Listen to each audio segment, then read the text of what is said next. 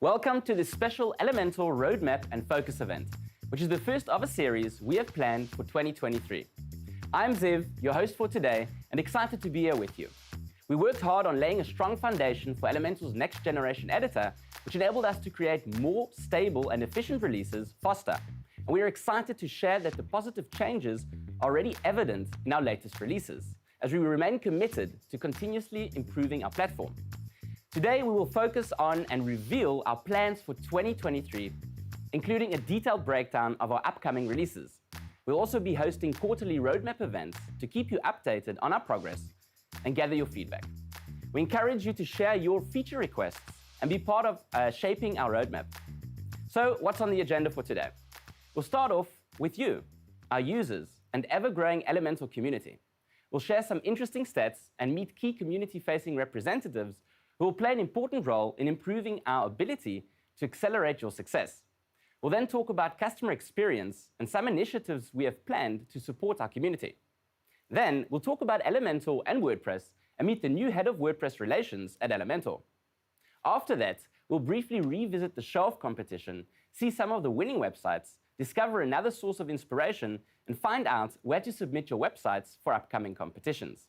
Lastly, we'll have a quick recap of 2022 and present our product focus and planning for 2023, where we will reveal how Elementor Core, performance, advanced editing, e-commerce and marketing, and hosting are at the heart of our roadmap.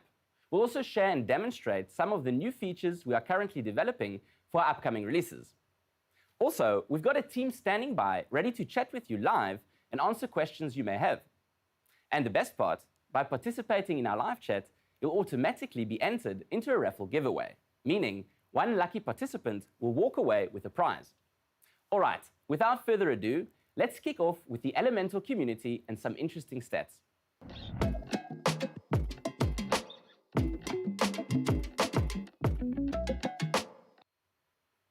The Elementor community is at the heart of our product, and its continued growth is a testament to the passion and the dedication of its members. The community is a vital source of feedback and ideas, and its members, they really play an important role in shaping the future of Elementor.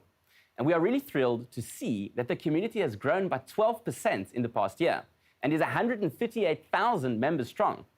In 2022, there were over 160 community-held events, including meetups, WordCamps, and webinars on all different types of topics, such as marketing, design, kits and themes, business and e-commerce, plugins, and a lot more. These events have provided valuable opportunities for us to connect with our users, and we look forward to continuing to strengthen our connection with our community. And in order to support this growth, we have a dedicated team of community-facing experts who will be active throughout the year and help you in achieving your goals. Let's start with our new Global Community Content Manager, Ashley Whitehair. Welcome, Ashley, and thanks for joining. Hi, Ziv. Great to be here. I just want to say I'm really excited about today's roadmap live show. I think we're going to unveil some really exciting stuff for the community. And I'm super excited to do some live demonstrations for you all shortly. So I'll see you all soon. Thank you very much, Ash, and good luck later on. Thanks. Next up, let's meet our Developers Community Manager on GitHub, Nicholas Zane. Welcome. Please just tell us a little bit about you, who you are, and what you'll be doing in 2023. Thank you, Ziv, for your introduction. Hello there, I'm Nick. For those who participate on our global Facebook community, you might have seen me as a volunteer moderator. I feel honored to say that I've joined the Elementor team as a developers community manager, and I'm here to help connect our dear users with our dedicated engineers to make sure everyone receives the attention they deserve. We have been working hard on building tools that will help identify issues and feature requests, and to give proper feedback to long-standing requests and grievances that our users have been reporting for quite some time. We have great plans for our community on GitHub, and I can't wait to share them with you very soon. I'm super excited to be joining the team, and I hope to help improve everyone's experience on our developers community on GitHub, and I hope to see you there. Bye-bye. Thank you very much, Nicholas. Thanks. And now let's meet Verdi, Elementor's freshly appointed Head of Developer Partners. Verdi, the floor is yours. Thanks for having me, Ziv. I've been in the Elementor community for about the last 6 years, and I get to embark on a complete new journey now, and I'm so much looking forward to it. A little bit about myself. I've been a consultant for most of my adult life, and or for most of my profession, actually. In 1995, I built my first website using just HTML. Then finally got to a point where I got to use WordPress, saving me so much time and money. Stepped in around 2006, version 2 of WordPress called Duke. Then I wanted to go deeper and have more possibilities, so I looked into the whole add-on and plugin ecosystem of WordPress. I found this plugin called Code Snippets, and I loved it so much. I got into deeper into that, became the co-owner after it was launched in 2012. I think I became co-owner in 2015, and I started building up that as a small company, while later on still working at Elementor. In fact, I started with Elementor using the product and being part of the community in 2016, when Elementor was still a beta, version 0.31. The image carousel was only just launched, and I immediately fell in love with it. It gave me so much possibilities. Fast forwarding to this year, I am now the head of developer partners. That means if you contribute to the Elementor ecosystem in any way, either your plugin supports Elementor or specifically built for Elementor, it could be a plugin, a theme, kits, templates, any of those. If it contributes to that ecosystem, please do contact me, because I'd love to work with you. Thanks, Verdi, and thanks again, Nicholas and Ash. And as key community members, they will be actively engaged and available to help our users achieve their goals.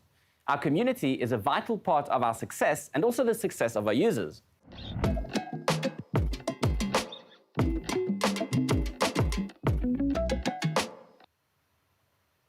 Now, let's move on to another important topic, customer experience. As a website building platform, our users rely on Elementor to create their sites every day.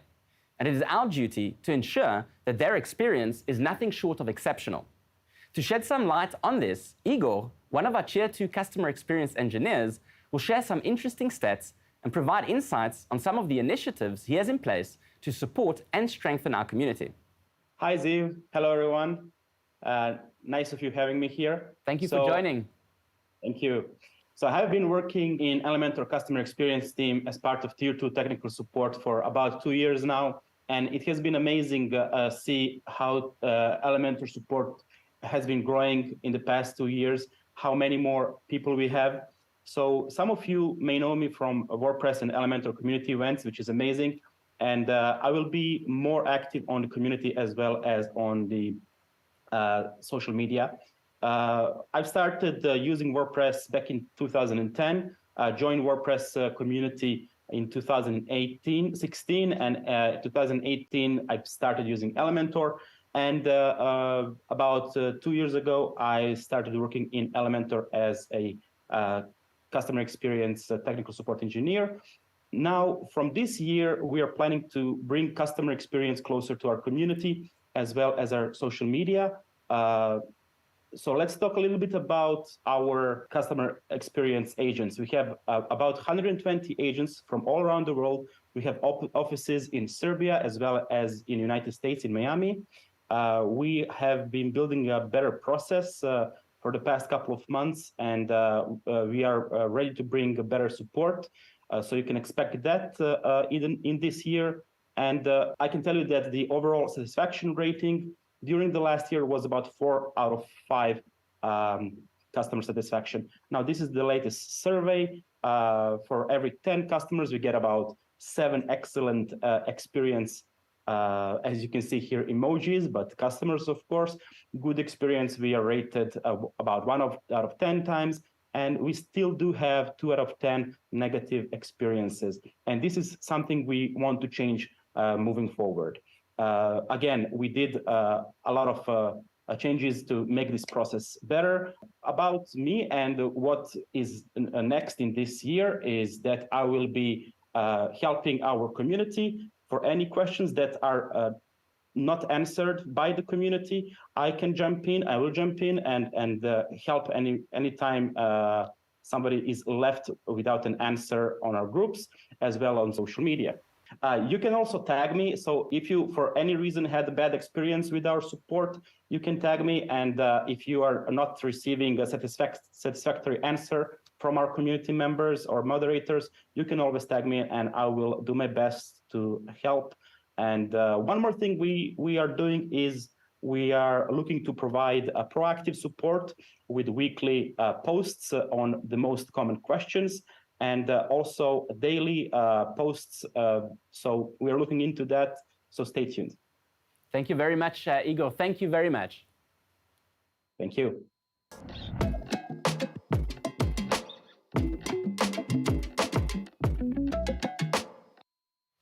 Now, let's talk a bit about the important relationship between Elementor and WordPress.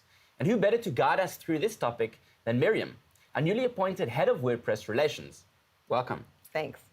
You have been a dedicated member of the WordPress community since 2007 and actively participating as a global WordCamp speaker and organizer for many years already, right? That's correct. And also in 2018, you co-founded Stratic, which joined Elementor in 2022 to empower web creators. And now you've taken on the new role of head of WordPress relations to further strengthen the relationship between Elementor and the WordPress community. So welcome again. Please tell us just a little bit about yourself and what you have planned for this year. Thanks for the introduction. So as you mentioned, I've been involved in WordPress since 2007, which is when I first discovered WordPress and fell in love with it. And then I started building websites for myself with WordPress, and then subsequently for clients as part of the agency that I founded. As the years went on, I started to become more and more involved in the WordPress community. I started organizing local WordCamp conferences for the local WordPress community, and I started speaking at global WordCamp conferences around the world, like WordCamp Europe, WordCamp US, WordCamp London, and more. The WordPress community has always played an important role in my career and in my path with WordPress. I love the community dearly, and I have many wonderful connections within the community. So I'm excited to take on this role as part of Elementor to lead WordPress relations. We're also very, very excited, and you're absolutely great, a perfect fit for the job with the connections and the passion that you have as well. And of course, you won't be doing that by yourself, won't you? That's correct. So many people aren't aware, but there's quite a lot of key team members at Elementor who are already contributing to WordPress in various ways, and even some from before when Elementor was founded. So, for example, Elementor's CTO and co-founder Ariel Klickstein has been contributing since before Elementor was founded, right. And other key developers like Rami and Yakir and Ohad and others are contributing to WordPress in various ways, like to core, plugins, themes, translations, all of which are important to the development of WordPress. So I'm excited to be taking that to the next level in this role. Right, that's very interesting. And also, of course, there's a lot of big responsibility, right? Because Elementor is a big part of the WordPress ecosystem. So very interesting to see how we're going to take on that relationship, since it's very, very important for us. So thank you very much for sharing that with us. And where can people find you? So I can be found in a number of places. First of all, I will be in person at WordCamp Asia with some of the Elementor team, but also I'll be speaking on a panel about building WordPress communities in your country. I'm very excited about that. And I'll be hanging around the booth, so if people want to find me there, feel free to come and find me. I'd be thrilled to chat. Also, you can find me online. You can find me on the Post Status Slack, the Make WordPress Slack. And also on Twitter, my DMs are open, so people should see that on the screen over here. Yeah. And they can just reach out. Yeah, so people should feel free to reach out. My goal is to be approachable and a friendly face, so I want to hear positive feedback, negative feedback, and just general ideas, etc. from the community. I want to hear from you. Awesome. So thank you, Miriam, for sharing that with us. Now, let's have a look again at our dedicated team of Elementorists in various communities. So keep an eye out for these representatives, as they will be actively engaged and available to assist our users, just to help you out, reach your goals. You can go ahead and contact them and they're here to assist. Now it's time to revisit the Showoff Competition and see some of the winning websites and discover another source of inspiration and also find where to submit your websites for upcoming competitions.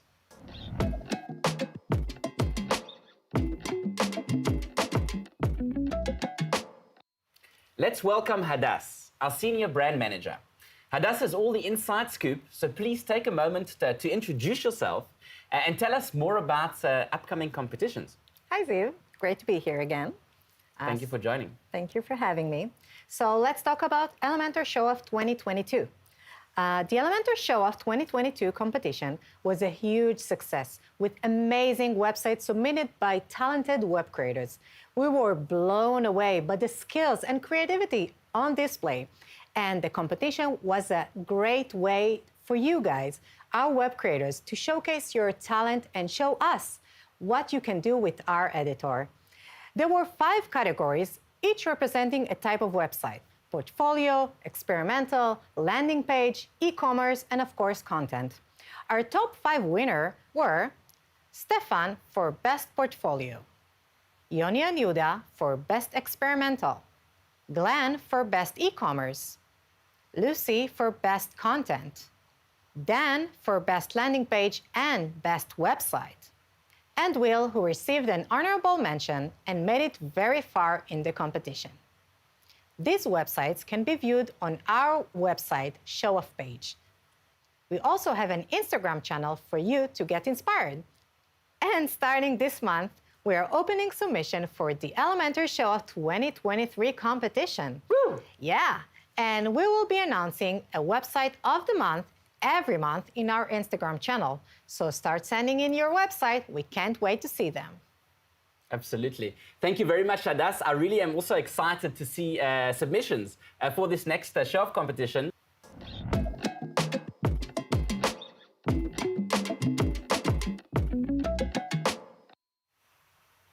All right, before we dive into our product focus for 2023 and reveal our first quarterly roadmap, it's essential to pause and look back at the past year.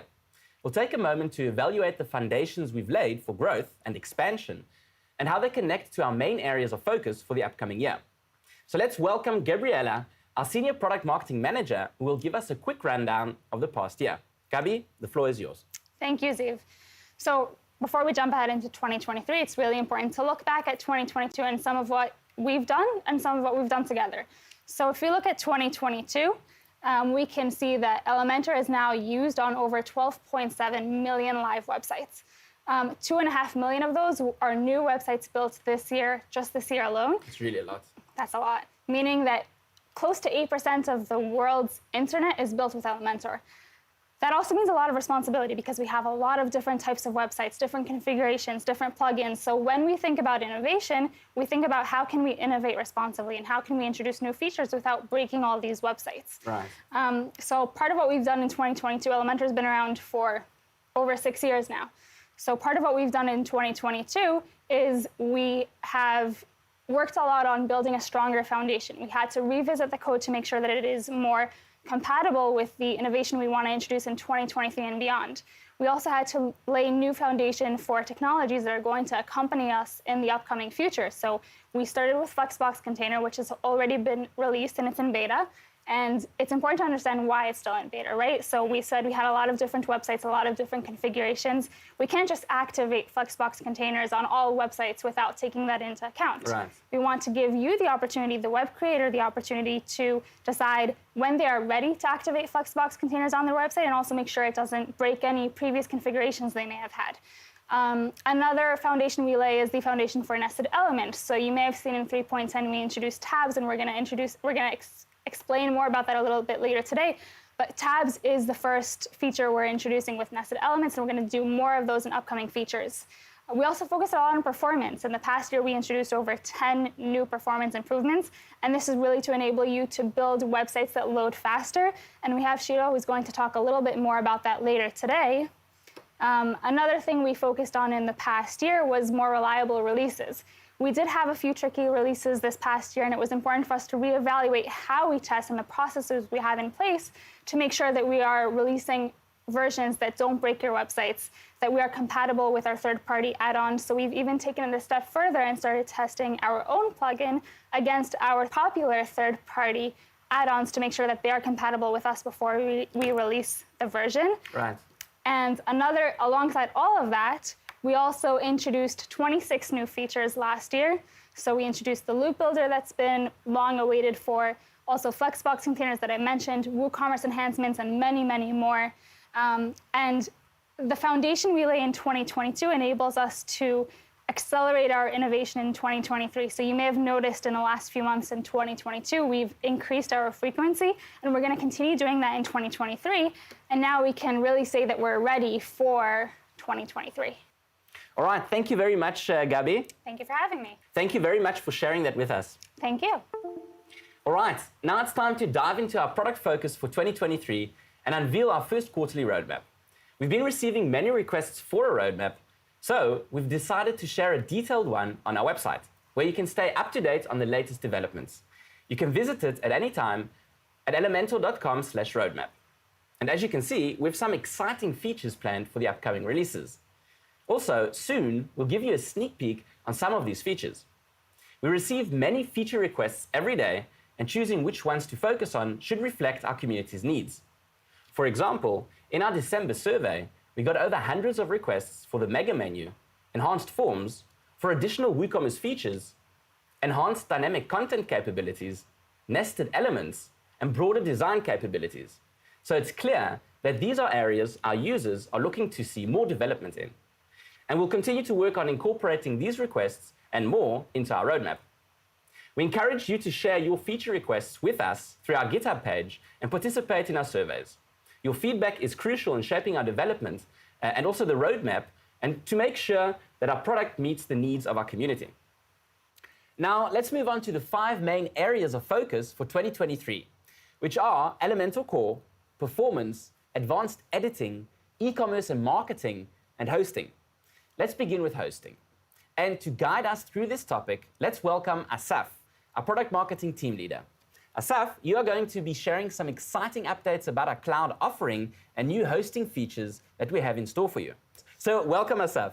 Thank you, Ziv. Thank you. It's so great to be here, and it's so exciting to see all this amazing feature that has been rolled out and going to be released soon. I can't wait to see what all web creators will do with this. It's very exciting.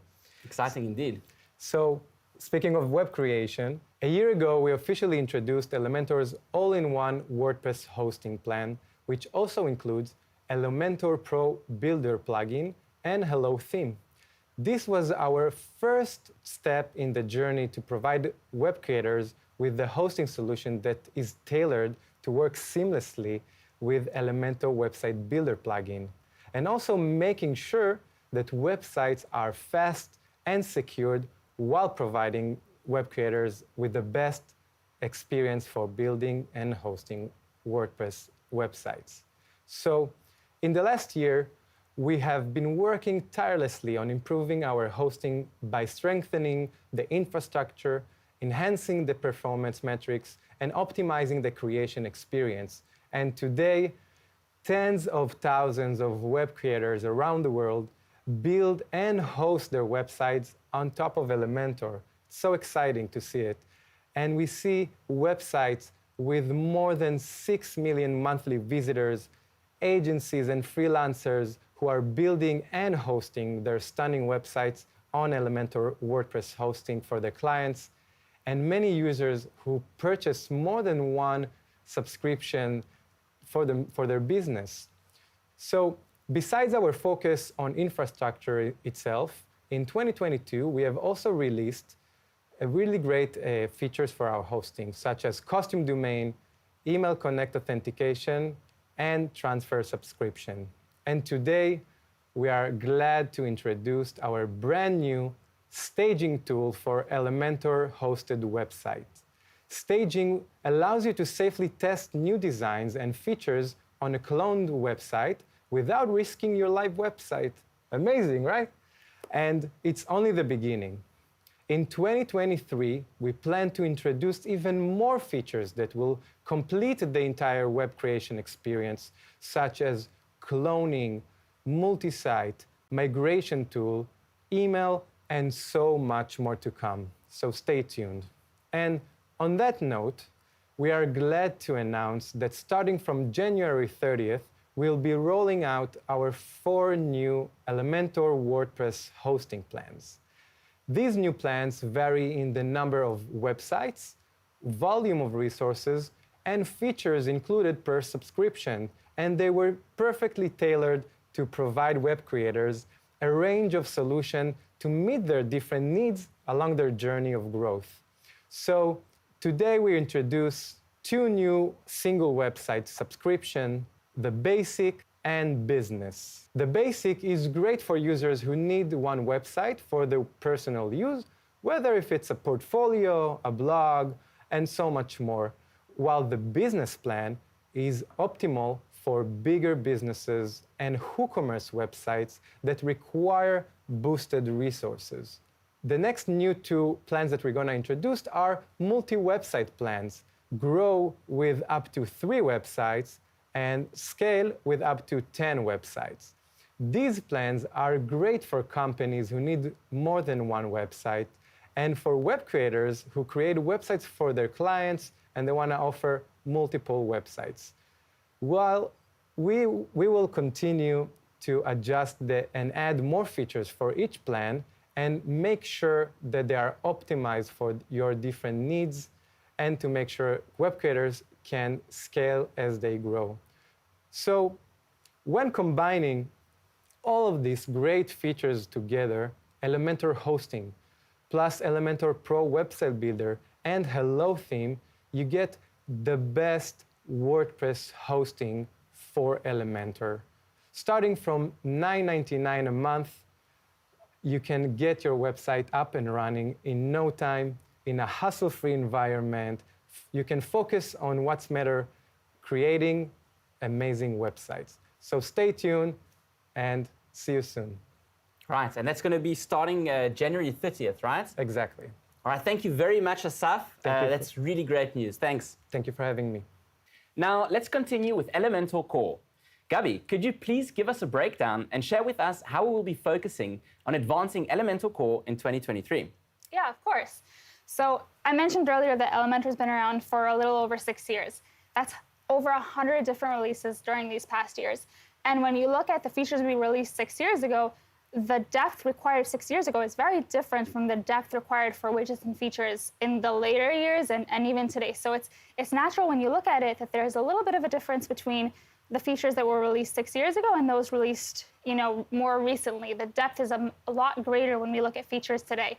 So part of what we're going to be doing in 2022 is aligning all the different features. So going back to the basics, going back to the first features we introduced back in 2016, making sure that we're consistent all the way throughout and extending those capabilities. So if we go back to the fundamentals, we are going to be enhancing existing features. We recently introduced the ability to disable Google Fonts, which is really great for GDPR compliance, but you can also use your locally hosted fonts to make up for that. We introduced a new custom option in the uniselector, and we have introduced and we will be continuing to introduce new pop-up rules, so we're expanding the pop-ups. We're going to be working on providing a more consistent UI and functionality. So if I mentioned that the earlier features have fewer functionalities maybe because they didn't need as much, we've added dynamic content everywhere. So we've aligning that need across the different widgets. We've already done that. We're going to be doing more of that in the future. We've also introduced custom icons everywhere. Another thing we're going to be working on is fixing missing basic functionalities. So we're going to be introducing in 3.11, and we'll discuss that a bit later, responsive background image selection. We've already introduced the read more alignment for the button in posts and also the add to cart alignment, but we're also going to be working on the alignment for the icon list that you've been waiting for a long time. We're going to be rearranging the element tabs. So some of you may have noticed that there are a few inconsistencies between the different widgets when you look back at older widgets compared to today. So we're going to be aligning those.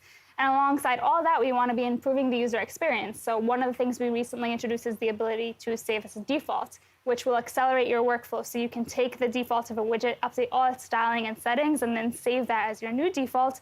But we're also going to be introducing in 3.11 the ability to copy paste between domains, which is going to really change your workflow a lot. Yeah.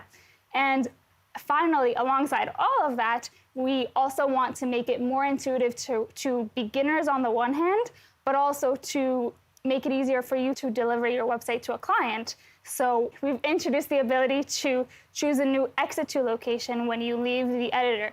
But we're also going to be introducing a new way to start new pages in Elementor coming up. So that's going to improve the intuitiveness of the product. And as we do that, I want to invite you to take part in shaping what the product experience is going to look like. So going forward once a month, Aviv and Ash are going to be discussing in the community different aspects of the product to see how we can improve the product experience, and you can help influence what that looks like. Oh, that's really great. Thank you very much for sharing that with us. Yeah, and I'll be back soon. All right, see you. See you. All right, next on the agenda is performance. And we have Shiloh, our product lead, joining us to speak about performance and how we're working hard to enhance it for our users. Shiloh, the stage is yours. Thank you, Ziv. So, performance is a top priority for us at Elementor. We worked tirelessly in the last year to improve the performance and provide you with high-performing websites building experience.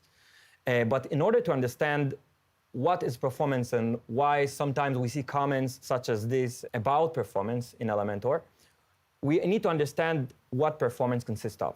Basically, performance includes two main pillars. The first one is performance improvements, which means what we as Elementor can implement in the editor itself to improve the performance. So the server can respond faster and output more lightweight way. The second one is the best practices you as a website builder, web creator, can implement when creating your site. Those can be such as implementing smaller images or lazy loading elements and so on. When talking about performance, we shouldn't only talk about the speed or the size of the assets being loaded, but in the overall experience that our visitor experience. And in the past year, we've been working with Google Chrome team to map out how they score performance and how we can improve our general performance scores. Out of all web vitals that Google introduces, there are three main core web vitals.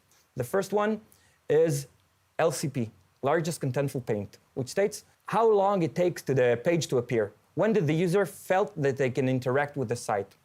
The second one is FID, first input delay, which means when could they interact with the web page? When I'm scrolling a web page, the initial click, how long it took to the browser to respond, to the site to respond to me.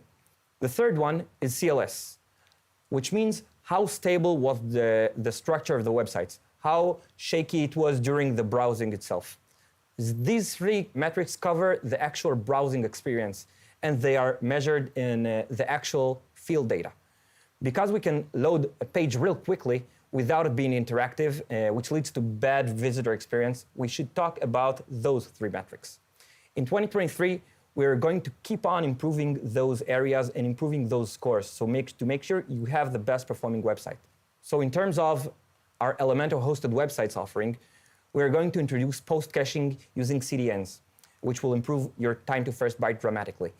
In addition, we're going to boost our infrastructures to serve better performance in terms of databases, file storage, and so on. In the editor arena, we're going to make additional improvements how Elementor generates its output. So for example, we're going to improve our asset loading. We're going to extend the lazy load performance experiment to include more assets. We're going to improve our server response time and to encourage you as a web creator to use and utilize the best practices there are there. Just to emphasize and to understand what is it and what we're going to show which road we took from 2022 to this day, we're going to compare version 3.5.3, which was the latest version that was released in 2021. And we're going to compare it to the latest version that we have currently. So when looking at a site that includes those versions, you can see that we have a page that we curated with carousels, images, background images, etc., Google Maps, and so on. The results aren't impressive enough, but in the last year, we worked hard to improve those scores that come out of the box. So if only you just take your site and improve your versions, activate experiments, and some other settings that we present here. You can see here that we're updated the version to the latest one. And then go ahead to the settings. Make sure that the experiments are active, the performance experiments that are marked with performance. Those can be inline CSS inline SVG fonts, improved CSS load, lazy load background images, etc. And make sure the Google Fonts load is turned to swap. This helps us improve the score. In addition, we're going to activate Performance Lab plugin, which is created by WordPress performance team, and tick all the media-related features that they introduced there. It's going to enable WebP support, which we recently integrated fully within Elementor. We're going to regenerate all the thumbnails to make sure the images and the assets are being served at the next-gen WebP, which is lightweight, and going to go over the page and adjust the relevant carousels to be lazy loaded. We're going to adjust make sure that the video that is self-hosted is actually being loaded efficiently with metadata preload and not the full one that helps us serve the requested data more efficiently. And here are the results. You can see that the LCP improved dramatically. The TBT, total block time, which indicates the scripts time, also improved. And this is what we did in 2022. We're going to keep on doing this on our upcoming year. And hopefully we'll meet here again in next year and talk about these. Absolutely. Wow, thank you so much, Sheila. That's really impressive stuff. Very excited. So thank you for joining. Thank you. Our fourth area of focus for 2023 is e-commerce and marketing. Let's hear from Gabi about how we plan to enhance these marketing tools available to our users. Thank you, Ziv. So I actually want to start with a quote by our CEO, Yoni Luxemburg. He says, "Stop building websites, build businesses." And when you think about it, this quote actually makes a lot of sense, because at the end of the day, we're not building a website for the sake of having another website out there. We're building a website so that we can generate more awareness to our business, that we can sell our products, that we can collect more leads. So when we create our websites, we need to make sure that you have the tools to close that loop, so that you have the marketing tools and the e-commerce tools. And you can see that throughout the years, we've introduced some of them. So in the end of 2016, we introduced forums, and that's been enhanced in 2020 with multi-step forums, and then the ability to collect lead submissions in 2021 and additional enhancements for forums. Same with e-commerce, with the first integration of WooCommerce in 2018. But since then, we've added more enhancements. So we've added the PayPal button in 2021. We've added the Stripe button widget in 2022. We've also added full customization options for the transactional pages for WooCommerce in 2021. So we've been enhancing more and more features. Also, the landing page and the pop-up builder we've introduced in 2021. But those have also been enhanced throughout the years. And because we want to give you the ability to build businesses, we want to enhance those capabilities in 2023. So those are things we're going to be introducing in 2023. We're going to be focusing on giving you more e-commerce capabilities, more pop-up builder where you've seen new rules, we'll introduce more. We're going to enhance the form builder, and we're also going to give you more capabilities with the landing pages. Thank you very much for sharing that with us. Thank you. We're excited to share with you our fifth area of focus for 2023, advanced editing. Our product manager, Aviv, and community content manager, Ash, will be joining us to give updates on the development and progress of these features, as well as demonstrate some of them. And we'll also get some insights into how they are planned in our quarterly roadmap and beyond. So without further ado, Aviv and Ash, the stage is yours. Great. Thank you, Zev. Great to be here. So we have a lot to cover, and what we are going to do is to see our upcoming features and to see what we've done until today and what we are going to do. But let's start from, we have a lot to cover, but let's start from the basics. Let's do it. Yeah. So what is the evolution of widget? It's a big sentence, but this is what we are in Elementor thinking it's going to be. So we started with visual widgets like the heading, the animated headline. We continue to embed widgets like the video and commenting in social. We continue in functional widgets like the form, the checkout widget, and so on. Continue to dynamic widget like the add to cart. We added a lot of dynamic content throughout the whole editor, but now we're focusing on the content area widget. This will allow the user to create whatever they want inside widget, meaning that we can nest widget inside widget, and we can see it in the container, we can see it in the nested elements, we can see it in the loop, and many more to come. So let's focus what we are going to show today. We are focusing on 3 main topics: the containers, the nested elements, and the loop builder. We will cover every one of them and understand what we need to do. In general, what we did in 2022 is to improve the infrastructure for all of them, to lay the foundations so we can make sure that we are ready to release those features. So let's start with the containers. Flexible containers are a new layout structure in Elementor that allows you to create a pixel-perfect responsive design and highly advanced layouts quickly and with less markup. What does it mean? Reduce DOM outputs and improve performance. The containers allow you to nest containers inside containers. So what is the status of the container? Now it's a beta status feature. We need to understand that the move to containers from sections and columns is gradual. It's not a simple move. It's a huge change, one we believe in. We keep in mind that over 12 million users are using section and columns, and we need to do the change carefully and ensure we are ready for this big change. To activate the container default to all new sites and existing sites. It's an effort from all departments: product, R&D, education, community, and of course support. We'll see in the following slides the steps to make it happen. We want to help our users start working with containers with confidence. One way to do it is to create a dedicated container-based full website kit, templates, and blocks. After activating the experiment, users will get a complete set of container templates to help them create their pages and website and educate them about building container layouts.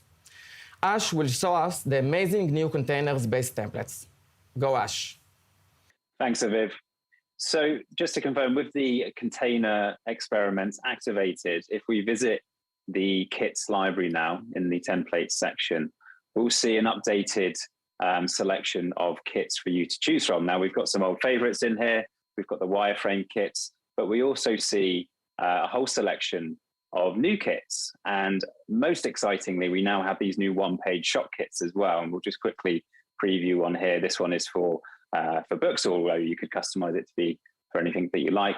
But you'll see that it's just a really nice one-page design. It utilizes the Stripe and PayPal buttons, okay, instead of WooCommerce. So if you don't need an entire e-commerce platform, you can just use those Stripe and PayPal buttons. And these kits have been specifically created just for that purpose. So check it out. It's a great new library, fully updated, all container-based. Back to you, Aviv. Thanks, Ash. So let's summarize it. We changed the container feature status to beta, which means you can use it freely on your website. We are working on activating on new sites created with Elementor, and to help us in the process, we'll introduce a CSS grid layout option.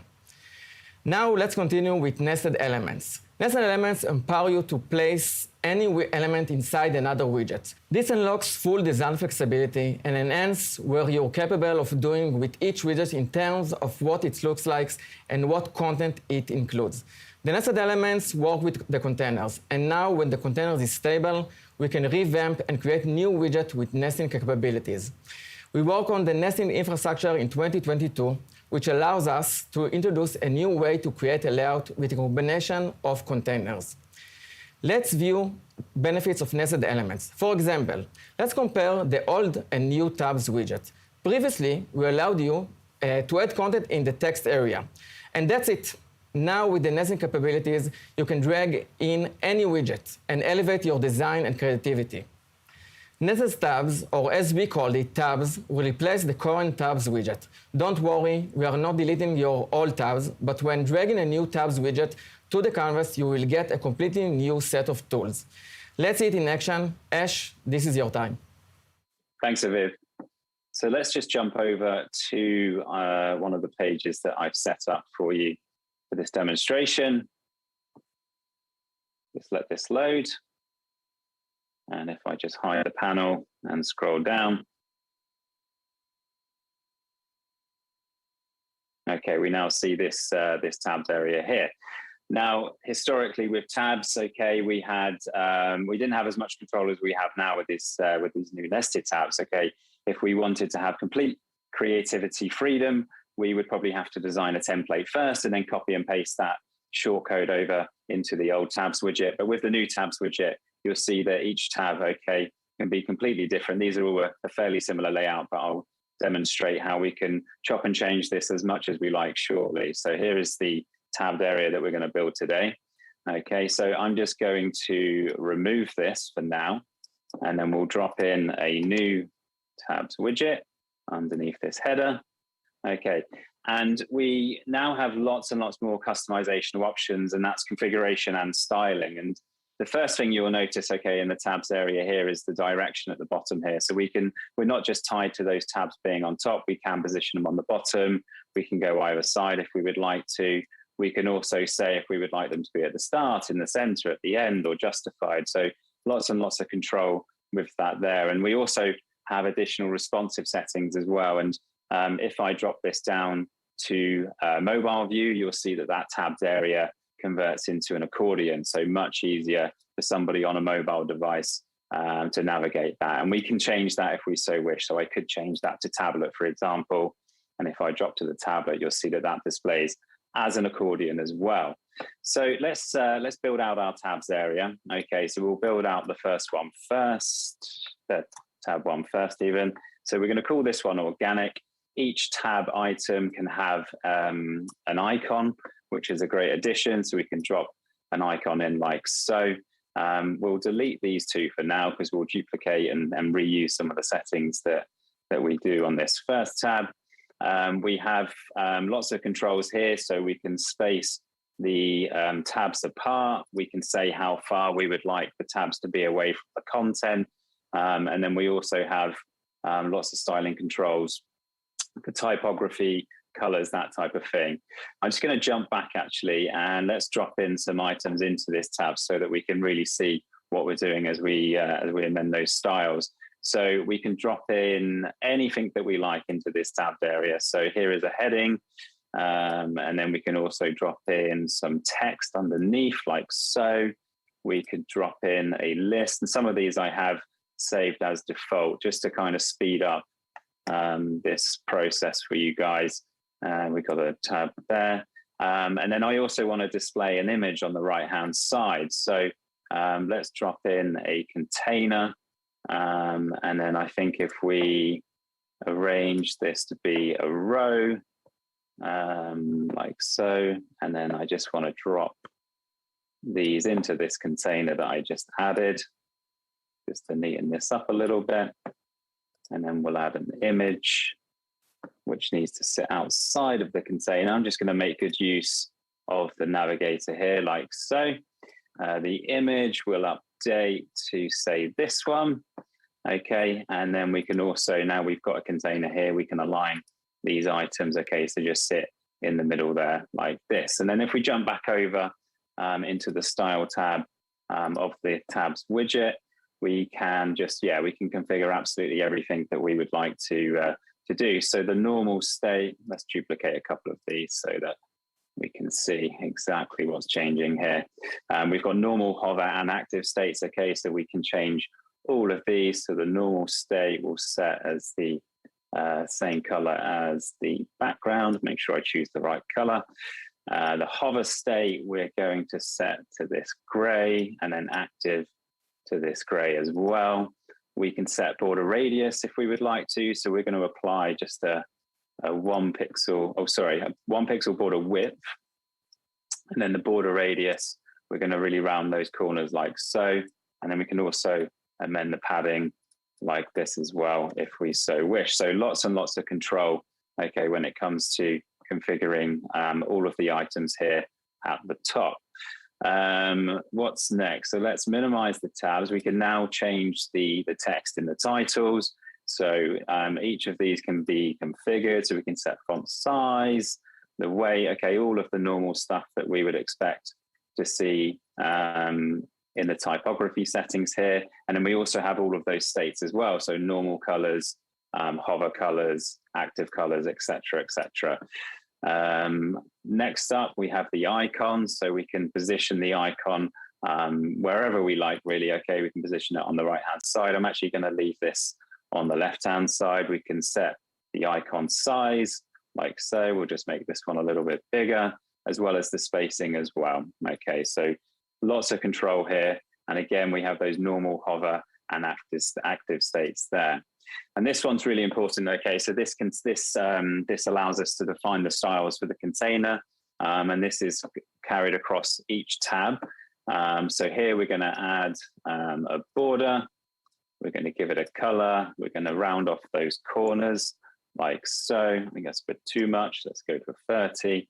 And then we can also add padding here as well. So as we switch tabs, you'll see these are all the same content at the moment, but as we switch tabs, you'll see that those styles have been carried across. Now, the great thing now is we're not completely tied to what we've just done there. In this second tab, for example, the first thing we're going to want to do is change the text of the tab to recycling. We can update the icon that is associated with that tab. But most importantly, we can change the content that is within the tab. Okay, so we can change anything that we like.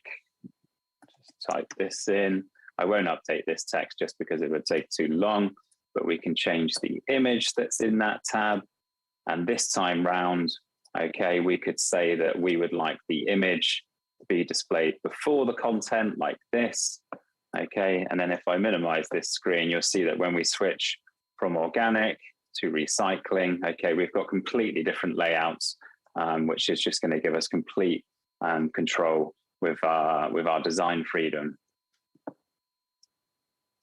Okay, and that kind of sums up the tabs widget, the new nested tabs widget. Back to you, Aviv. Thanks, Ash. Great demo. So let's continue for our next nested elements. So similar to the nested tabs, we'll introduce the new carousel widget with nesting capabilities. We'll provide the functionality of a carousel, and you can create any layout inside. No need to use a predefined carousel layout with no option to change the structure. So let's continue. Are we ready for this? Yes. Mega menu. Cool. We can talk about nesting elements without talking about the mega menu. The mega menu allows you to create a menu with nesting capabilities as before. Create a menu and decides where to enable a content area. Inside the content area, you can place any widget that fits your menu design. Are you ready for a sneak peek? Ash, this is your time. Thanks, Aviv. Okay, let me just open up the header template so we can give you a sneak peek at the new mega menu. Okay, so disclaimer before we start this, this is still in production. Okay, so I don't have all of the options available right now, but I can definitely give you a preview. I'm just going to remove the existing navigation bar. And as you can see on the left here, I've got this new mega menu widget, which I'm going to drop into my header. The first thing I'm going to do is just adjust the width so that it fills the available space. And as you can see, very much like with the nested tabs, we now have this container and all of these items. Now, if I expand one of the items, you can see the options that we have here. In the content screen, we can change the name of the item. And sorry, my screen. We can change the name of the item. We can apply a link to the item. We can also tell that to just be a link. So if, for example, we do just want this first tab to be a home link, we can remove the mega menu feature. We can set this to home like so, and then you'll see that we don't have a drop-down arrow anymore. But if we switch to item number 2, this has mega menu enabled. Now, it's important to note that this is in the Elementor editor, so we do see the drop-down. On the front end of the website, we would need to interact with the menu for this to appear. This is just here for us to be able to build the actual layout. We have lots of controls. Okay, we can obviously add and remove more items to the menu if we would like to. We have width controls, we have layout controls, item position controls, so we can position them in the center, at the end, or we can stretch them out. Let's put them at the end. We can upload or change the icon that's associated with each item. The drop-down effect, okay, this defines how the mega menu appears for the user. So on hover or on click, We also have menu toggle options as well. I think I skipped that. If I just go back to the layout tab in the item layout, we do have horizontal or drop down, and you can see if I select drop down, it changes like so. So back to the menu toggle, so we can define normal, hover, and active states for all of those menu toggles. And then we have responsive controls as well. So if you had more breakpoints enabled, they would all appear in this list, and you can tell Elementor where you would like that menu to break. Now, I am a little bit limited on style options, but we'll come back to that shortly. Let's just add some items to our container. And as you can see, it's as easy as just dragging and dropping like so. Now I'm going to create a 3-column layout. So I'm just going to duplicate this container 3 times, make some adjustments to the padding, and then set this to display as row. And now I've got 3 sections that I can drop content into. Just like with any other section on the website, I can drag like so. So let's set this to 50%. There we are. And in this first column, I'm going to add an image. Let's select an image. I think this one. I'm going to add some text underneath this image. And then in columns 2 and 3, I'd like to add an icon. Like so. In fact, let's just copy and paste. We'll update this second icon to this shirt. Going to add a header. And again, we'll copy and paste just because we want the layout of these two to be exactly the same, even though the content will be different. And then we're going to add a list, which is going to act as navigation to several of our products, like so. Now with the with the mega menu selected, if I go to the style tab, as you can see, the menu items is currently blank. The menu toggle is currently blank, and so is the drop-down menu. This will obviously all be updated in due course. We do, however, have the content available. So what we can do here is define a background color like so. We can say if we would like it to have a border, for example. I'm going to leave that off in this instance, and we can apply padding like this. And if I just minimize the panel there, you can see that if we're obviously on the home tab, it disappears. And then if I click onto item 2, the design that we just created comes up. And then on item 3, I could create a completely different design. So this one could just have text displayed, for example. So we could add a header, we could add an image, okay, anything that we like. So each tab is completely different and allows us to fully customize that mega menu however we like. Okay, thanks. Back to you, Viv. Amazing, Ash. Okay, so I think it's time to summarize the nested elements. We work on the infrastructure of the nested elements and guaranteed it would work with container as accepted. We released the nested tabs and working on the highly anticipated mega menu. Next, we will complete the circle on nested elements by creating the nested carousel, nested accordion, and content switcher.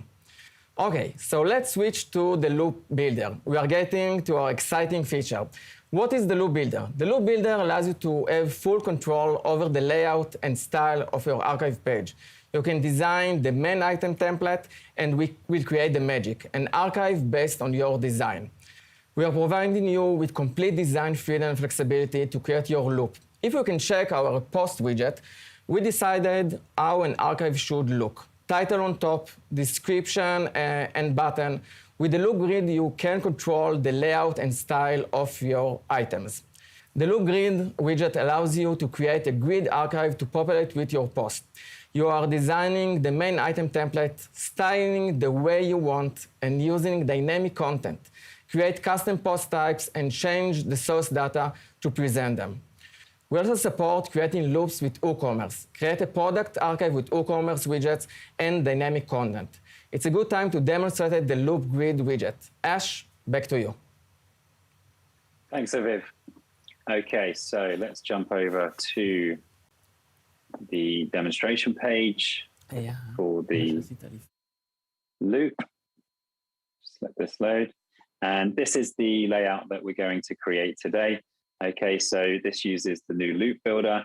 which gives us complete design flexibility and control, which is great to see. And I've even made use, as you can see, of the nested tabs widget here as well, even though we don't have any content in those second items there. So let's delete this and let's build it from scratch.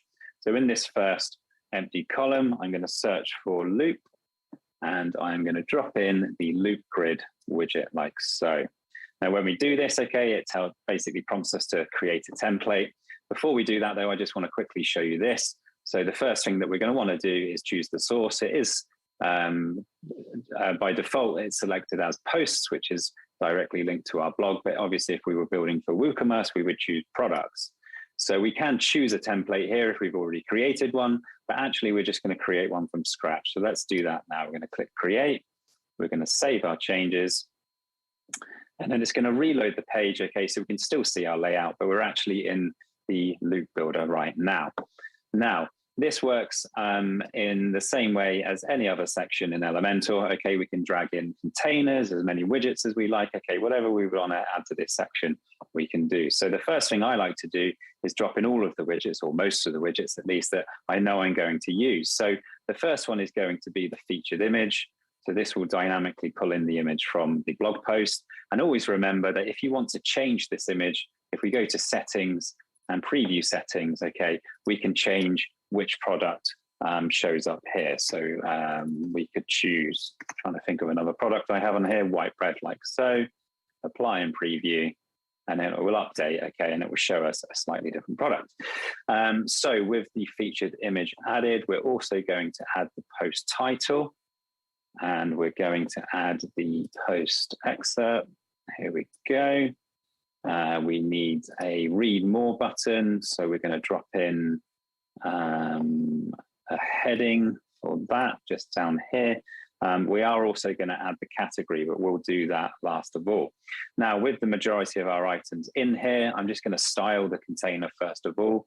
So we're going to apply just a little bit more padding, like so. So 20 pixels. We're going to give the container a background color of gray. I think this might be the wrong gray. Here we go, that's the right one.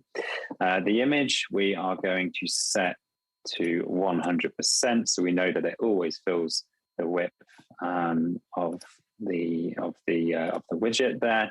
And then we're going to style some of the typography. So this should ideally be H3, I think. And then we can change the typography however we like. So I'm actually going to deviate away from the global fonts that I have configured at the moment. So we're going to set this here. We're going to tell it to be uppercase, some letter spacing. I'm going to reduce the thickness, the weight even ever so slightly to here. And then the text underneath will do the same. So we'll style blog text, and the font we want here is called Just, like so. I'm going to make that just this size here, a little bit thinner. And there we are. We can justify that as well. And then the read more button, we will change just like we did. In fact, let's copy the styles here and paste them. The speed, and we do just want to adjust the size here ever so slightly, and the font weight and the spacing. Okay, great. So we're making pretty good progress. The next thing I like to do is apply links. So if we select the image first of all, in fact, the featured image is automatically linked. Oh, sorry. My apologies, it's not at all. So we can set a custom link here, which we'll set via the dynamic tags, and we'll choose post URL here, and we'll do exactly the same for the title. So we'll set dynamic tag and then post URL. So it will take the user straight to that post. And then we'll finally do exactly the same for the read more button at the bottom here, which I need to update. Okay, and then we're going to add an arrow at the bottom here as well. So I do have this uploaded already, this arrow SVG. And now obviously if you remember the design before, this arrow sat next to the read more.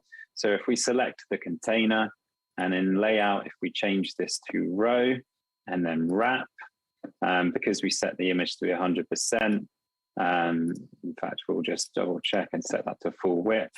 We'll do the same for the heading, because we always want these aspects to fill the width. And now we have the read more, which we can try to align like so. And there we are. So that's the majority of our post configured. Our image had a curve. So in the style tab, we're going to unlink border radius, and we're going to give this quite a big curve like so. I think we want a little bit more, in fact. Okay, that's great. And then the last thing we're going to do is add the category, which is going to sit on top of this image. So I'm going to do this with a heading tab. So let's duplicate this. We'll change the HTML tag. We'll just change this to a P for now. And then we'll change the font to just. The font size we'll make a little bit bigger. And we are going to assign a background color, some padding, and border radius. We just need to update the color of the text so we can actually see it like so. We'll align this to the middle. Now, to get this to sit on top of this image, I'm going to change the position to absolute. And in fact, this shouldn't be justified. So let me just remove. Oh, here we go. Some full width, that's why. So we now just need to move this down. So with it set to absolute, we can just apply some sizing here. I think we need a little bit more. So maybe 35 on each. And obviously it's just displaying text at the moment. And we need this to display the category. I just realized I duplicated the actual post. So I can just copy those styles and adding a heading instead. And if I paste those styles, okay, you'll see we get the same thing. Now, what we need to do, because we don't want to just display text here, is select the dynamic tags. And then under post terms, we can now choose the category. So this will dynamically pull through the category of this product. And this white bread happens to be in the beginner's product. I think we need just a little bit more padding on the left and right hand side. So we'll just add 5 pixels more padding like so. And now if we update and then press the save and back button, you'll see that our blog grid is now updated with the design, okay? And each of these is a link that would take the user to the blog post. All right, back to you, Aviv. Amazing, Ash. So let's continue to our next feature of the loop. The other template in the loop will allow you to change the design of the specific item inside the loop or insert it in between the main source of data. Also, we'll give you the option to change the layout of the other template to spread over several columns and really to create a complex layout from one loop grid widget using different templates. So this is the other template. Let's continue to the filter bar. We will integrate a filter bar inside the loop grid widget as we have today in the portfolio widget with more option and flexibility. Now let's switch to the loop carousel widget. The loop carousel widget is the next step after creating a grid widget. We are providing the functionality of a carousel and loop. All you need to do is to create the main item template and you will create the rest. Create a loop carousel with posts, products, and custom post types. Ash, it's your time. Thanks again, Aviv. Okay, so let's jump over to our homepage this time. Just let the Elementor editor load. Okay, and if I hide the panel and scroll down, you can see that we have this product grid at the bottom here, which allows users to either go to the product page or add directly to their cart. And as you can see, it is a carousel, so we can scroll back and forward like so. So how do we do that? Let's take a look. So as always, let's delete this, and I will try my best to recreate it as closely as possible. So if we search for loop, we now see a new loop carousel option. If I drag this into our empty container. Okay, just like we saw with the blog shortly ago, we are now prompted to either create or select a template. As I mentioned in that previous demonstration, the first thing that we must always do is choose the source. Okay, so by default it does display as posts, but we want to create a product grid. So we'll choose products. Okay, and now we can create our template. So we're just going to save like so. Let this load. Okay, and then we see a very similar layout that we just like we saw with the blog. So we're going to add the featured image in first of all for the product. And again, if you'd like to change the product, you can do so in settings and then preview settings. We'll actually leave this one for now. So with the product image added, we'll set the links as we go this time. So under link, we can set custom URL, and then we can say where we would like that to go. So we'd like it to go to the product page, so the post URL. The next thing we're going to do is add the product title. So we're going to drop in the product title widget, and it's going to dynamically pull through the name of that title, of that product title. And then we need the product price. So we'll drop that in underneath there. And then the last thing we need is an add to cart button. So we'll drop that in underneath the price like so. So let's just style these quickly. So we've got the title. We'd like to bring that font size down slightly and just give it a little bit of letter spacing. And then with the price, I think we can leave that as it is. The add to cart, we actually want to remove the quantity. We just want the add to cart option. So we're going to hide that. And then we're going to style the button. So we'd like it to be in the center. We're going to set the font like so. I'm going to give it some size and just a little bit of weight. And then the color down the bottom here. And this button we'd like to add a border radius to. So we're going to select solid as the border type, just 1 pixel for the width. And the border radius will be 30. And then if we justify that button, it will fill all of the available space. Now, by default, the background color, we want the background of the website to show through. So we'll set it as transparent, but then we can change the hover color to something else. Maybe this old color like this.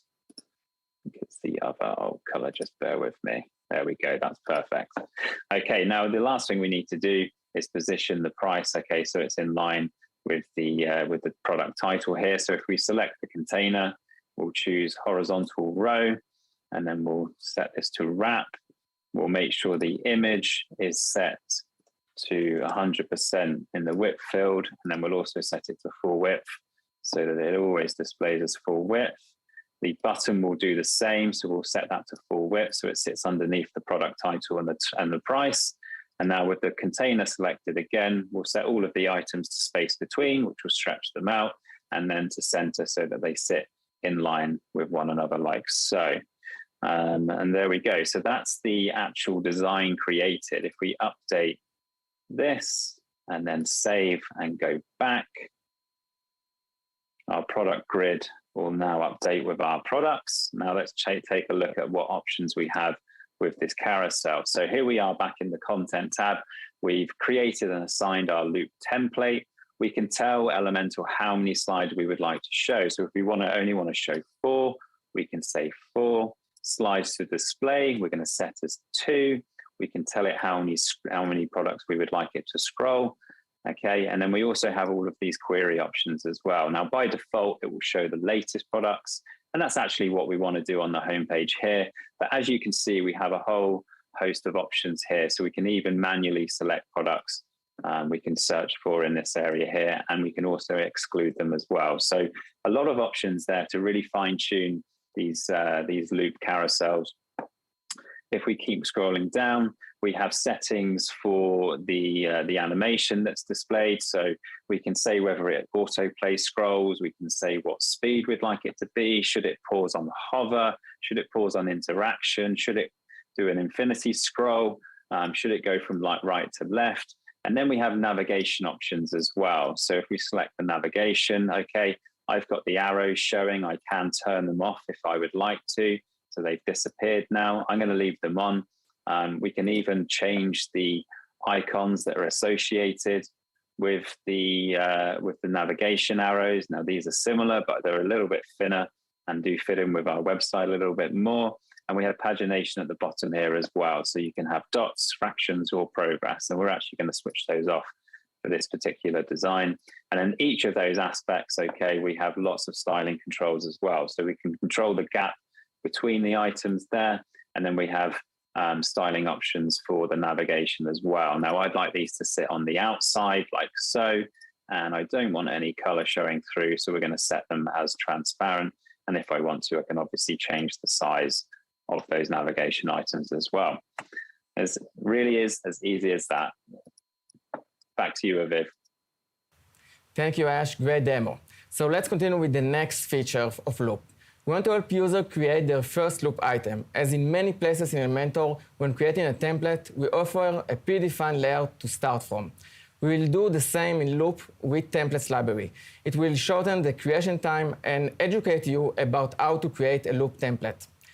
I think that we are ready to summarize the Loop builder feature. So we released the Loop grid. We are working on the Loop carousel, and we'll start working on the alternate template, filter bar, and template library. Exciting features. Okay, so we'll continue with the Elementor editor. New technology, new experience, better performance, new design capability, and new UI. As part of our efforts to improve our product, we are also working on a new UI and infrastructure for the editor. The infrastructure includes moving data to React. It will allow us to be more flexibility and quality product. It also aligns with WordPress movement to React. Data will get a complete overhaul, but as I mentioned before, it will be in steps because we need to ensure that 12 million website will continue to work smoothly and without issues. Exciting. Well, that's it. We hope this event provided you with valuable insights into our focus and planning for 2023. And we are very excited to continue working on improving Elementor and creating the best possible experience for our users. We are dedicated to being transparent and open with our community, and we'll be holding quarterly roadmap events to keep you updated on our progress. Okay, now let's see who the lucky winner is. Who will win a $100 gift card? You ready? Yeah, let's do it. All right. And the winner is Arnaud A. So Arnaud, congratulations. Please contact us via live@elementor.com. That's LIVE @elementor.com to receive your prize. Thanks again for joining us today, and we look forward to seeing you at our next event. We invite you to check out our website for more information to stay up to date on all things Elementor. And we'll continue the conversation in our community. So thanks again and have a great day. Ciao for now.